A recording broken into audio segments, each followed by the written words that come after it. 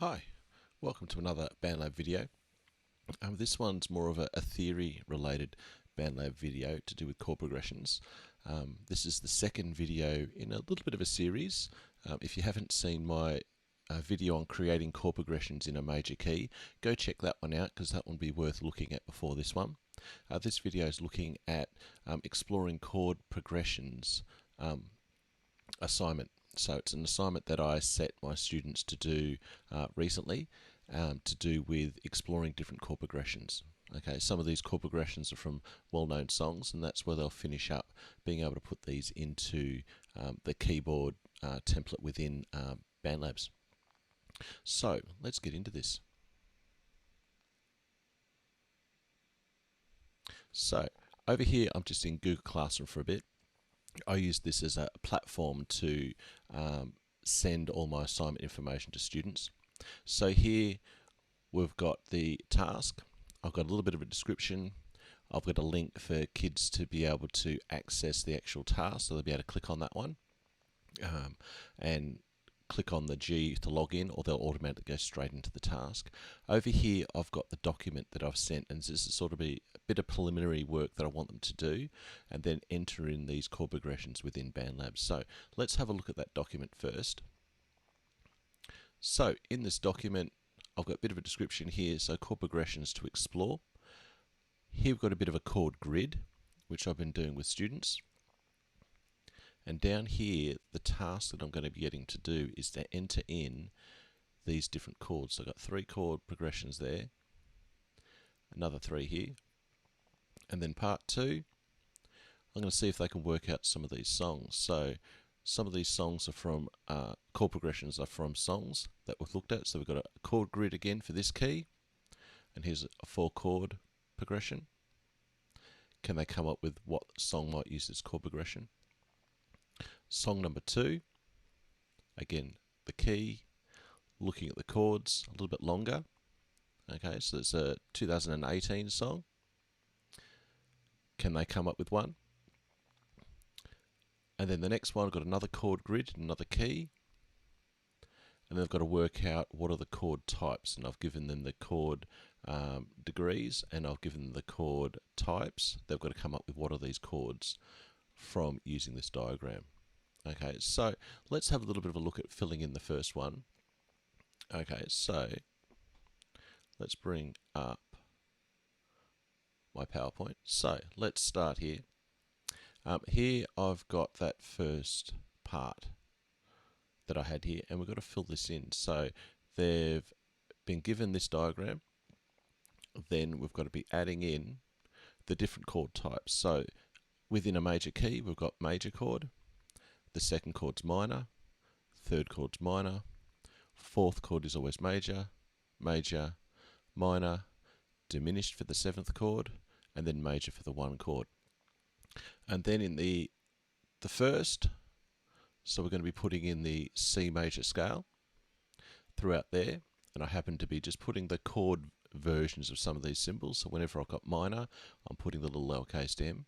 And then we've got to stack the chords. In a previous video I've looked at doing that. So we're going a third above C, we've got E, and then the 5th above C, we've got that one. Then we go to the next chord. So a third above D would be our F, and our 5th above D would be the A, and then so on, filling out this chord grid. So let's fill that out.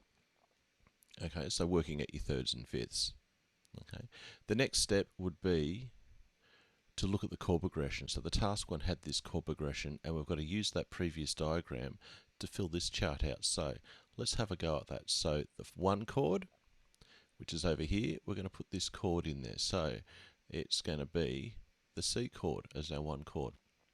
Then we've got our 4 chord, and I come across to our 4 chord. That's going to be our F chord. Let's put that one in there. Then my next chord is going to be a 5 chord, and that will be our G chord. And then back to our 1 chord. So let's put that C back in there. And then we've got the chord types. So we had major for the 1 chord, the 4 chord was major, the 5 chord was major, and the 1 chord was major. So now I've got this grid that I can use to help me out with putting the notes into our BandLab. Okay, and for students using this as a bit of a help video, we do the same thing with all the other tracks that we're going to be working out what the chords are going to be for those tracks as well in the worksheet. I won't do those in this video. Ask me some questions if you need some help with those. So let's move into the next bit. So here we are in BandLab. So this is where the assignment is. Within BandLab. So I'm in the student view here in one of my demo student accounts called Angry Drummer. Okay, so we're exploring chord progressions. In here, I've got that description that we saw in Google Classroom, and we can click Start Assignment.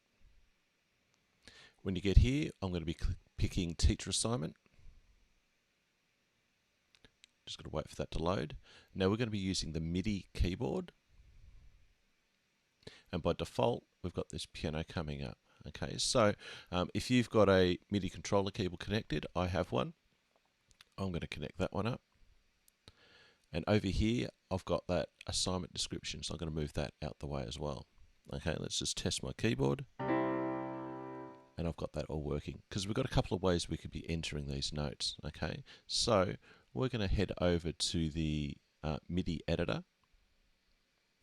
And here's where we can enter these. So let's bring up that chord diagram again. There we go. And so over here, so our first chord, we needed a C chord. So let's come over here. If you're not familiar with your keyboard diagram too much, we can go back to Instrument and bring up that chord diagram. And at the moment, I've got my computer shortcuts there. So if I click on Pitch, you've then got your letter names. So going back to that first chord we had was a C chord, and that was a C, E, and G. Coming back over here, we've got the C key is on the left of the two black keys. So go back to the MIDI editor. I've got the C key on the left of the two black keys. I'm then going to click the pencil in. And then I can click in that spot. Let's scroll back up there. Where'd it go? There we go. It just moved around on me. Okay, so now I've got that first beat. I'm going to make these go for the whole bar. So go for a semiquaver equivalent. So let's drag that out. So it goes for the full bar. So I've got my C note next. Next one, I want to go back to my diagram and work out my second note. So that's going to be the third above, the E. And again, if you're not too good with your keyboard diagram, we've got our E's here on the right of the two black keys. I come back up here, the right of the two black keys. Oh, wait a minute, I'm down here. Right here, so that's that key there. And I can put that in there. So I've got my C and my E. The next note was my G. And that one, so I got F, G is this next one here. Now things to notice with these is that the slightly lighter grey lines up with the white keys, and these little black lines that you've got here, if you look carefully, they'll line up with the black keys, so you can sort of keep track of where they've got to be.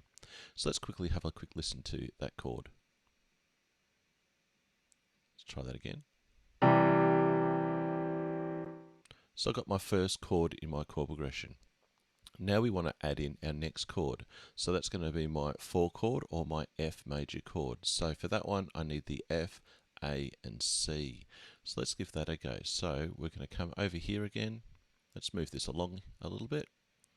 So I'm going to have my F, my A, and then my C.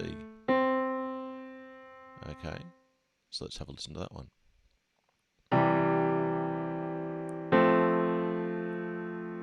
Okay, let's go to our third chord, and that was our G chord, which had the G, B, and D.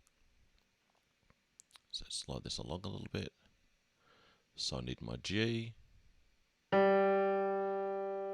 my B, and the D note. And let's just add in the last chord. We're going to go back to our C chord, and I might take that back to what we had at the beginning. And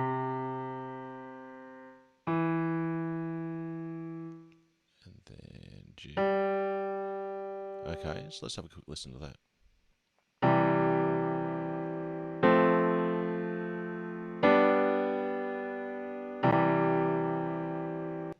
And I've got my chord progression done.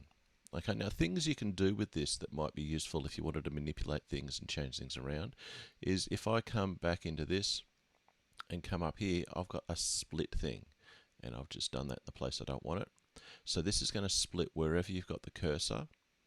So if I put the cursor right in the middle there on the 2 and then click my split, got to get it select. That's it. Got to make select the bar, then I can select the split, move it along a bit, split, move it along a bit, split. Now I've got my separate chords. Now that might be really useful if you wanted to copy and paste and shift your chord progression around and change your chords up. So I can now move these around. If I wanted to change the order of this chord progression, I could do so very easily as well. So if we had a 1, 4, 5, 1 chord progression, I could swap these chords around and experiment and see what these sound like. And I strongly encourage you to have a play with it, see what chord progressions you can create. Okay. Now, going back to that task that I had, I'm asking my students on each track, so I've just done the first one. On my next track, I do another one. I'll be putting my second chord progression onto that one. And then by the end of it, we're going to have a nice set of different chord progressions, finishing with those ones that I'm going to see if you can work out possible songs too. So, hopefully that's been a little bit helpful with the type of task that I'm doing with chord progressions with my students. Hopefully my students have been able to understand the task that I've given them to do here. Definitely feel free to comment. Definitely think about subscribing for any other videos that I might be doing, and definitely hit the notifications so that you can be up to date with those things. So thank you for listening.